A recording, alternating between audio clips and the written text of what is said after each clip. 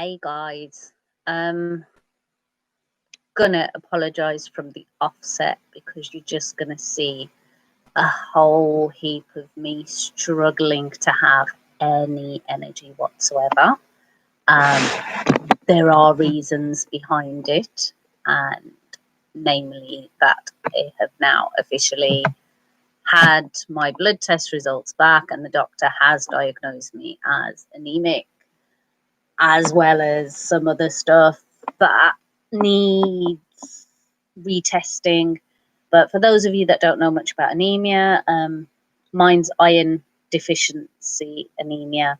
So basically, my iron levels are low, and that can cause a lot of tiredness, lack of energy, headaches.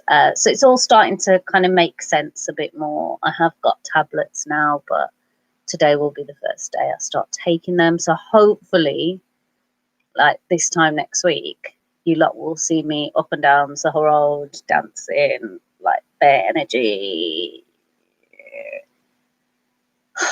Even that took a lot of energy from me. Anyway, today is day 36. And to think that I've come so far, there's only one day I've missed, and that was yesterday. And I needed my silence to be the thing that spoke for me with everything that's going on. I'm not even like COVID's kind of, yes, I know we're still in lockdown, and yes, I know it's still out there, but with everything that's been happening with the injustice of George Floyd's death, it's very hard to focus. I find myself not able to focus on anything other than, right, okay, what are we going to do? What are we going to do to make a difference? How can we make a difference? What needs to happen in order to make a difference? What can I do? What can I inspire others to do? And that in itself is being very challenging, considering I have very little energy at the moment. But it's a just cause, and we definitely do need to take a stance, and we need to do something different. It needs to.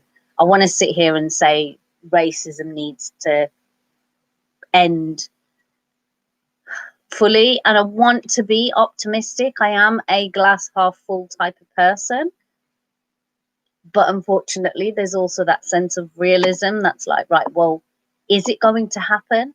And if it is going to happen, what's it going to take? And are we prepared for the measures it's going to take in order to even put a dent in this vicious virus that has plagued us for centuries? This virus called racism. It's really, really, really saddening. But I'm going to make a start with our episode for today on day 36. There aren't that many numbers left, so there are just the 4 of them. And I think what we'll do is, let's go with something's telling me to go with number 27, so it's going to be a quote. Oh. Let your joy be in the journey, not in some distant goal. Very beautiful. I think we have become a very goal-orientated nation, society, world, and particularly if I think about young people or achievement and success, it is very much what's the end goal as opposed to, well, what did you learn along the way? What's the journey like? And this is the difference between working with young people in a pastoral perspective and working with young people as a teacher. And a lot of the times you are measured on your progress made and the goal that the young people achieve by the end of it. But I very much do my work based on that journey, based on being able to see someone get from here, even if it's just there, that's growth.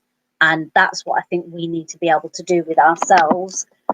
I am the biggest perfectionist you will meet in the world.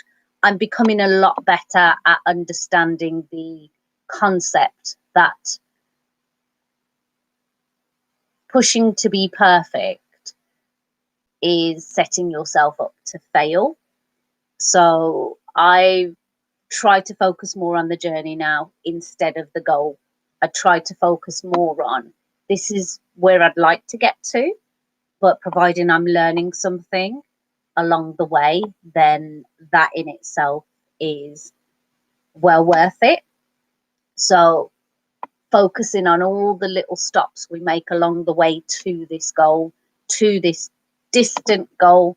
Sometimes it might be a couple of weeks down the line. Right about now, I'm trying to get to the end of today. And I've got to try and enjoy my journey. Hopefully, this is the thing with iron tablets. You've got to take the ones I'm on, I've got to take 2 hours after food, half an hour before food, that kind of thing. So it's like literally my whole day has now got to revolve around me taking this medication. And the distant goal is that somewhere down the line in the near future, I may not feel like I could just sit here and fall asleep on you whilst this live video is on. I don't know whether, I think the fact that my screen looks a bit blurry to me, so I'm hoping it does to you as well, because then you may not be able to see so much, that I'm struggling to keep my eyes open. I've had enough sleep. I've had breakfast throughout the day, and I've had a big lunch. But it's that I have to focus on what is my journey now, every single step of the way. What is it that I can see that I'm achieving that's different, that I'm able to kind of pick up on, and the small wins along the way. So what we've got to learn to do is just stop focusing on the distant goal, because sometimes we don't even get there. Sometimes we set ourselves a goal and we start working towards it, and along route we find that, well, actually, that's not important to me anymore, or I don't feel as driven or motivated, and sometimes we don't understand why. And a lot of the times we're afraid to break the journey because we focused on that distant goal, and that needs to stop. Enjoy your journey, focus on your journey, enjoy every single minute and every single accomplishment. Okay, so again, I will say, sorry I didn't say it's a Tim Cook quote, this is, let your joy be in your journey, not in some distant goal. Enjoy the journey. Don't worry about whether you get to the goal or not, as long as you can say you enjoyed your journey. All right, guys. Thank you. See you again tomorrow for day 37.